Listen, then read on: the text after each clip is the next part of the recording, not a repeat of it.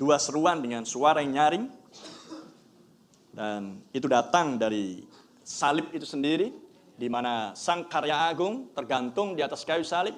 Dan Sang Karya Agung tidak lain adalah Adam yang kedua. Dan dia adalah Yesus Kristus, Sang Mesias Kristus. Dan begitu terpesonanya Bapa, Sang Pemahat yang agung itu, melihat karyanya yang sudah dia miliki sebelum dasar dunia ada. Dia adalah Allah yang supranatural, amin. Dan dia memiliki sebuah visi, amin. Seperti yang diajarkan oleh Nabi kita ketika dia mengkhotbahkan akan karya agung itu. Bagaimana Michelangelo, pemahat yang terkenal itu, memiliki suatu visi di dalam pikirannya bahwa dia ingin membuat sebuah karya, yaitu adalah patung pahatan yang adalah Musa. Dan itu sudah ada dalam pikirannya. Dan kemudian dia mempersiapkan segala sesuatunya dan dia bekerja, haleluya, untuk memanifestasikan, mewujudkan apa yang ada di dalam pikirannya. Amin. Dan dia bekerja tidak kenal lelah, haleluya, dan sampai pada akhirnya kerja kerasnya itu sampai kepada klimaksnya, sampai kepada komplitnya, di mana dia melihat patung itu berdiri di depan dirinya.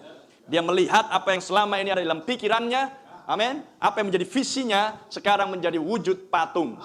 Amin. Dan dia terpesona dan dia terkagum dengan hasil pahatannya sendiri. Dan dia sangat terilhami sampai-sampai dia ingin supaya patung itu, patung Musa itu berbicara balik kepada dirinya. Yang adalah seorang yang memahat patung tersebut. Sehingga pagi-pagi dia bangun mengambil martilnya dan pahatnya. Dan dia pukul di bagian lutut patung tersebut. Dan dia berteriak, berbicaralah. Amen. Haleluya. Dan begitulah apa yang dikerjakan oleh Bapa di sorga. Itulah yang dia miliki di dalam pikirannya sebelum dasar dunia ada.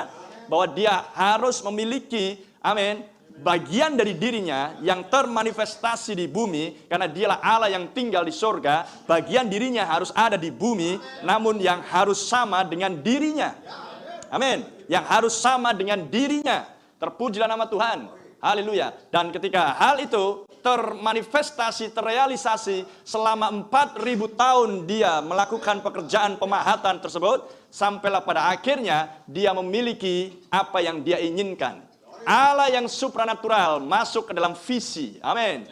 Dan visi itu kemudian menjadi wujud sebuah patung. Amen. Dan patung itu bernama Yesus Kristus Sang Immanuel. Dan itulah karya agung dia yang terbesar di sepanjang masa. Dan dia melihat patung itu menyerupai dengan dirinya sendiri. Haleluya.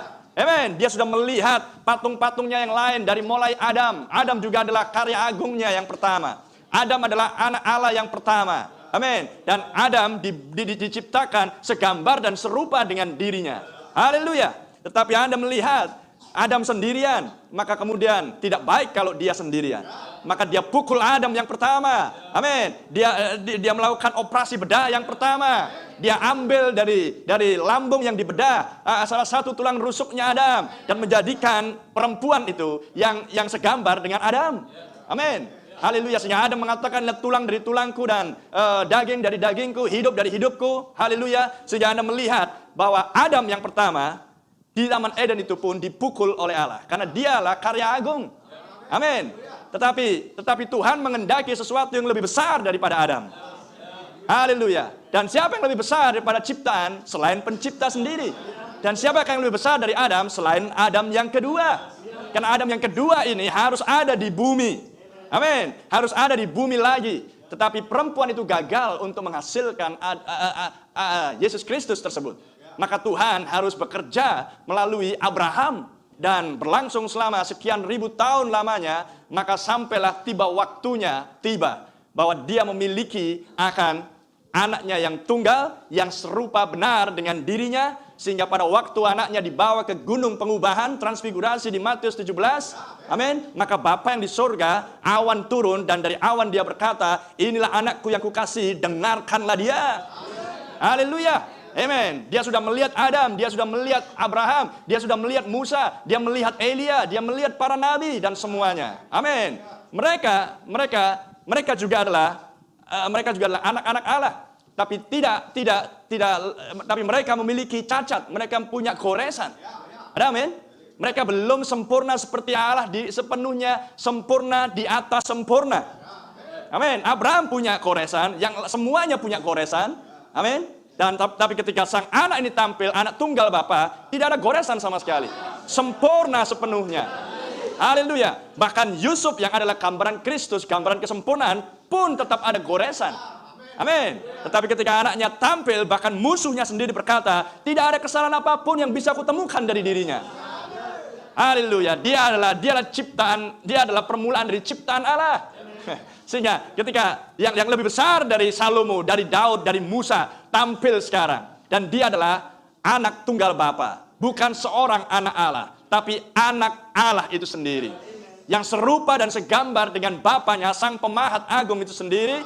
Sehingga ketika melihat anaknya ini betul-betul mencerminkan dia sepenuhnya dan dimanifestasikan di bumi, di mana sang anak berkata, kalau Bapa tidak memperlihatkannya terlebih dahulu, anak tidak bisa melakukan apapun.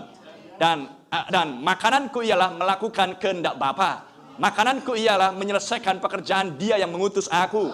Ajaranku bukan berasal dari diriku, tapi Dia yang mengutus aku. Oh, haleluya. Betul-betul dia merefleksikan dan memantulkan Bapanya yang di sorga, sekarang dipantulkan di bumi, di dalam suatu kondisi yang tidak ada celah sama sekali. Amin. Tidak ada cacatnya sama sekali. Nggak ada goresannya sama sekali. Haleluya. Oh, yang lain para nabi punya goresan di mana-mana. Amin. Tapi yang ini betul-betul sama sekali tidak ada goresan. Haleluya. Dan namun Bapa harus menunggu 4.000 tahun lamanya untuk menantikan hal ini terwujud di bumi. Haleluya. Lahir dari perawan Maria bukan oleh seks. Semua nabi yang lain lahir oleh keinginan laki-laki dan perempuan. Tapi anaknya yang satu ini lahir tanpa keinginan jasmani manusia. Lahir dari firman yang diucapkan. Oh, mulialah nama Tuhan. Glory. Dan semua nas-nas kitab suci akan tampilnya Mesias, maka anaknya yang tunggal ini memenuhi persyaratan tersebut.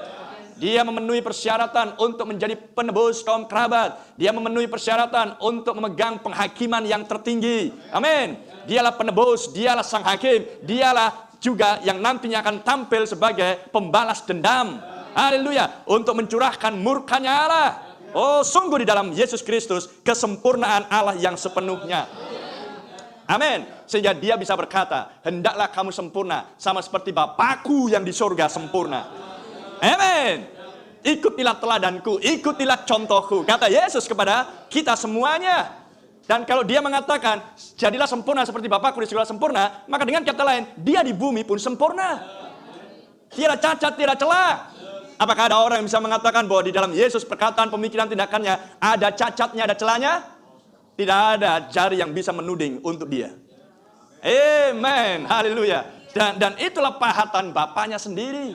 Sampai tiba waktunya dia sangat terpesona. Dia sangat terilhami. Melihat dirinya terpantul sepenuhnya. Tanpa cacat dan celah. Tanpa ada yang kurang sedikit pun. Apa yang semua di dalam Bapa ada di dalam Anak.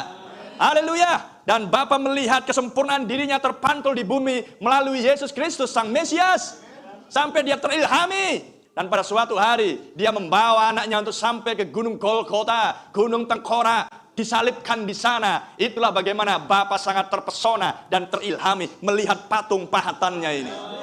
Amin. Glory Jesus. Dan Tuhan, dan seperti Michelangelo ataupun para pemahat pelukis yang hebat lainnya, setiap karya yang dihasilkan tidak pernah ditampilkan di sudut ruangan, tidak pernah ditampilkan di lembah, tapi harus ditampilkan di atas puncak, di atas gunung, di atas tempat yang tinggi. Sama seperti Yesus berkata bahwa terang lampu tidak pernah ditaruh di bawah gantang. Amin. Haleluya. Maka Tuhan pun Bapa memimpin Yesus naik ke atas gunung Golgota dan disaksikan oleh banyak orang. Bukan hanya manusia menyaksikan, seluruh alam semesta pun turut menyaksikan akan peristiwa tersebut. Ketika Bapa sedang memukul anaknya sendiri karena sangat terpesona dan terilhami melihat patung pahatannya sempurna di depan matanya sendiri. Haleluya. Dan dia pukul anaknya di kayu salib. Dia biarkan paku Romawi menancap pada telapak tangannya dan kakinya. Dia biarkan orang-orang yang durhaka, orang-orang fasik itu menancapkan Yesus pada kayu salib. Haleluya. Penyaliban publik berlangsung di sana. Dan dia diolok-olok, dia diejek, dia diketawahi. Oh, haleluya. Tapi Bapa sangat terpesona dengan semuanya itu. Amen. Karena tujuan dia adalah bicaralah. Amen. Haleluya. Dan untuk menghasilkan pasangan dia seperti yang dulu dia lakukan kepada Adam yang pertama. Amen. Dan Tuhan memukul dia di Kalvari, di kayu salib itu, dan menghasilkan mempelai wanita. Oh, mulialah nama Tuhan. Glory Jesus. Penebusan sepenuhnya